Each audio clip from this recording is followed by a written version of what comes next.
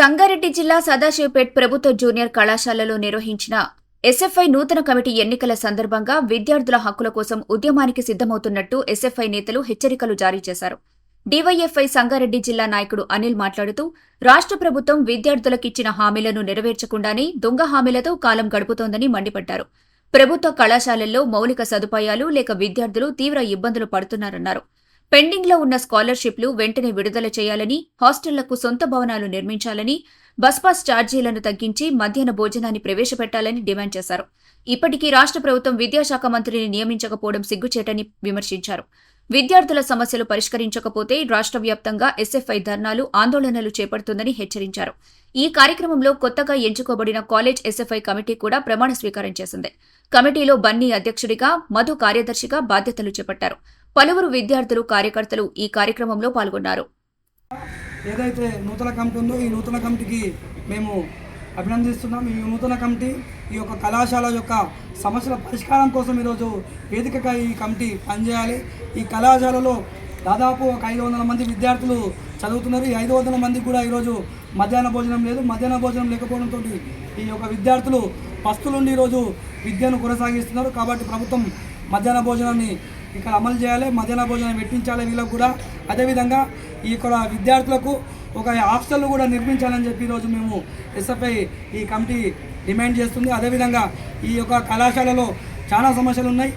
ముఖ్యంగా 500 మంది చదువుతున్నటువంటి ఈ యొక్క కళాశాలలో కనీసం ఒక పీటీ సార్ కూడా లేడు. పీటీ సార్ లేకపోతే, ఫిజికల్ ఎడ్యుకేషన్ లేకపోతే విద్యార్థి యొక్క మానసిక స్థితిగతులు ఏ విధంగా మెరుగుపడతాయని చెప్పి ఈరోజు మేము ఈ ప్రభుత్వాన్ని ప్రశ్నిస్తున్నాం. కాబట్టి వెంటనే ఈ యొక్క కళాశాలలో సమస్యలు, పేరుకపోయిన సమస్యలు పరిష్కరించాలి.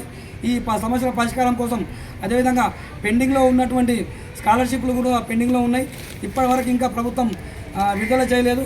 రాబోయే రోజుల్లో పెండింగ్లో ఉన్నటువంటి స్కాలర్షిప్ సమస్యల కోసం కూడా ఈ కమిటీ పనిచేస్తుంది. ఈ కాలేజీ అభివృద్ధి కోసం ఈ కమిటీ పనిచేస్తానని చెప్పి ఆశిస్తూ ఈ కమిటీకి ప్రత్యేకంగా అభినందనలు తెలియజేస్తూ సెలవు. ఓకే. భారత విద్యార్థి ఫెడరేషన్ ఎస్ఎఫ్ఐ సంగారెడ్డి జిల్లా కమిటీ ఆధ్వర్యంలో ఈరోజు సదాశివపేట్ మండల కమిటీ అంటే గవర్నమెంట్ జూనియర్ కాలేజ్ కమిటీ వేయడం జరిగింది. అదేవిధంగా కాలేజీలో ఉన్నటువంటి సమస్యలు, ప్రహరీ గోడ ఉన్నా కూడా ఇక్కడికి రావడానికి రోడ్డు సమస్య ఒకటి. అదేవిధంగా ఇక్కడ ఉన్నటువంటి ఈ ఏదైతే ఉందో ఇక్కడ మొత్తం ఎక్కడ చూసినా అక్కడ చెత్త బాగా పేరుకుపోవడం వల్ల పాములు, తేళ్లు అనేది ఎక్కువ వస్తున్నాయి. దాంతోపాటు కాలేజీలో ఉన్నటువంటి సమస్యలు వచ్చేసి కరెంటు సౌకర్యం లేక విద్యార్థులు చాలా ఇబ్బందులు పడుతున్నారు.